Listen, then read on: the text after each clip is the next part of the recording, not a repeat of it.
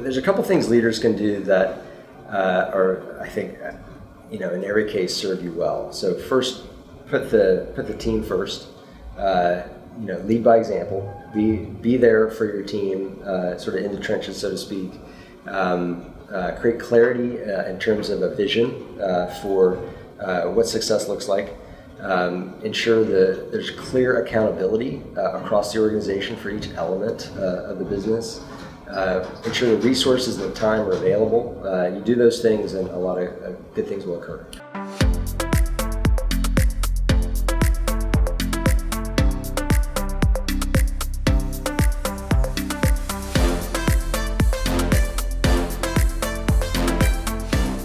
Hello, I'm John Jannarone, Editor-in-Chief of IPO Edge. So we'll be back in Orlando for ICR Conference 2025. I have with us a very special guest. We have Stuart Haselden, who is the CEO of Arc'teryx, which is a part of the portfolio of Amer Sports. Now, Amer Sports went public almost a year ago, and I happened to be on the floor of the New York Stock Exchange that day. I also wrote an article, and I want to thank you for this, Stuart, for doing such a good job, because I was bullish, and the stock priced at $13, now trading at $28. So well done, guys.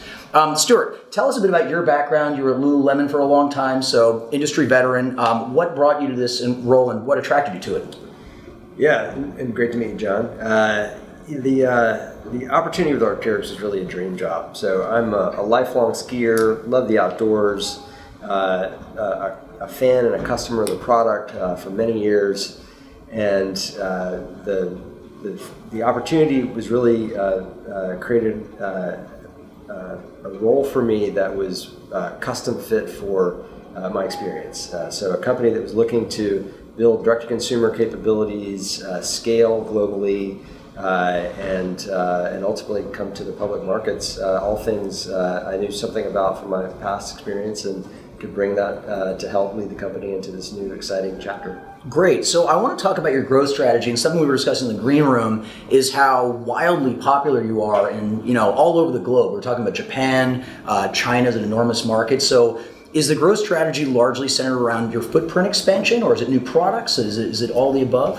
It's both. So we're expanding aggressively around the world, and so what's really exciting about Arc'teryx is it is a truly global brand. And so we're seeing great success in Europe, in North America, in Japan, in China, and it's not slowing down. And so we're very much in the early days of this global expansion. So south of the halfway mark in terms of the retail potential that we see, and so a lot of exciting runway there.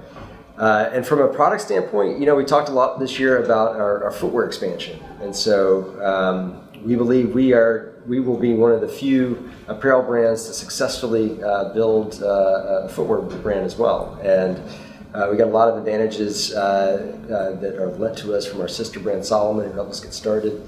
So we leverage their sourcing base, their design capabilities, and have created our own team in Portland that's created some exciting new models that we introduced this year. We're excited to build on that. Women's is another area where we're focused. We saw really fast growth in 2024. We want to continue to invest in expanding our offering, our fit, improving our fits, improving our color offerings for our female guests. So that's also a focus, and just continue to innovate in our core outerwear offerings. So it's a design company, it's an innovation company, and this is very much at the center of who we are and how we approach the business. Makes a lot of sense. For our viewers who may not be familiar, Salomon, especially if you're a skier, you might think skis, but no, they're actually mainly focused in footwear. So there's a lot of knowledge to be shared from your friends in the sister company, right? That's right. Salomon would tell you they invented trail running in Europe, and it's a big footwear brand in that part of the world, but growing rapidly also in other geographies. Stuart, how would you describe what differentiates you most from the competitors out there? There are lots of performance apparel companies around the world. We are the very pinnacle of the outdoor space. We build products at the highest quality, the highest performance levels. As I mentioned, Arc'teryx innovated many of the elements of performance products in our space. And so we feel that is first and foremost how we distinguish ourselves in the market. we build products, as we say, for the point of extreme need, and we count among our customers elite search and rescue units that serve communities around the world. And so we see ourselves at the very cutting edge of that part of the product world. And so that's probably first and foremost how we separate ourselves. Great. Can you tell us about your focus on innovation and sustainability? Absolutely. So circularity is very much at the center of how we think about our company. We build products, as I mentioned, in the highest quality, which also means they're very durable. They last a long time.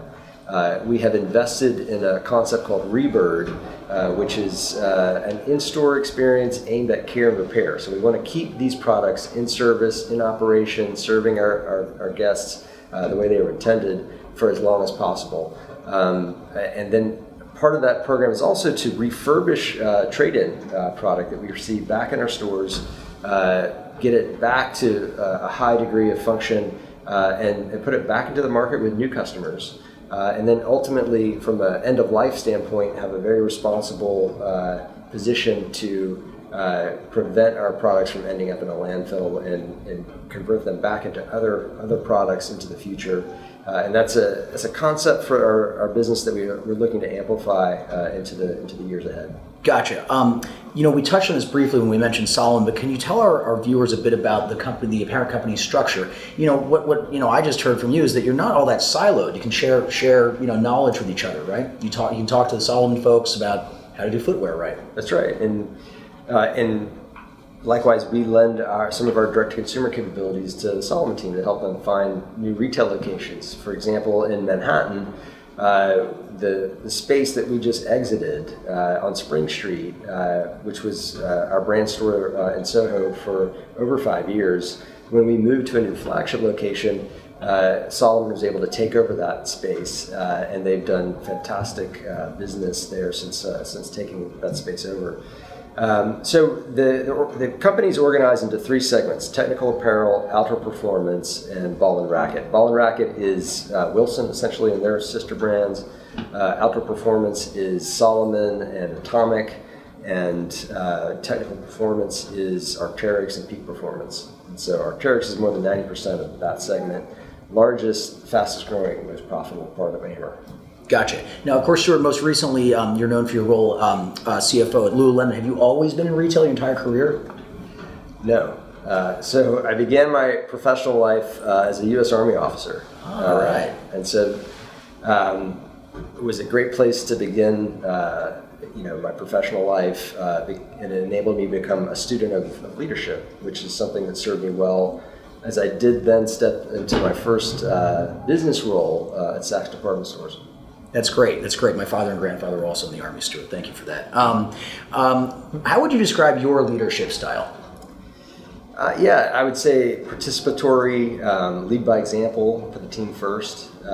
These are all the things that, lessons I took from that time in the military, as well as my time across all the organizations I've been a part of.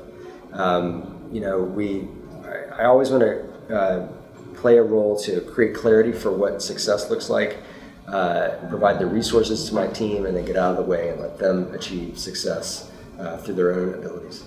Can you give some leadership advice? What do you think? Is there something you would say that every leader should know that you've gleaned from your years, in the Army and in retail? Well, yeah, I kind of alluded to it. I would say, there's a couple things leaders can do that are, I think, in every case, serve you well. So first, put the team first. Lead by example. Be there for your team, sort of in the trenches, so to speak. Create clarity in terms of a vision for what success looks like. Ensure that there's clear accountability across the organization for each element of the business. Ensure the resources and the time are available. You do those things and a lot of good things will occur. All right, last question, Stuart. You've got so much cooking. What are you most excited about in 2025? Is it opening in a new region? Is it a new product? What are you most fired up about? I'm most fired up about some of the exciting innovation that we'll bring to bear in our core outerwear offerings. There's going to be some exciting new product announcements that we'll share in the second half of the year that we believe will be foundational, disruptive in the industry, and create a step function opportunity for our business into the future. All right, we're going to leave it there. Stuart, thanks a lot. This has been a terrific interview, and thanks also for what you guys did for the IPO market. This has been Stuart Haselden, who is CEO of Arc'teryx, part of Amer Sports. I'm John Jannarone, signing off from Orlando.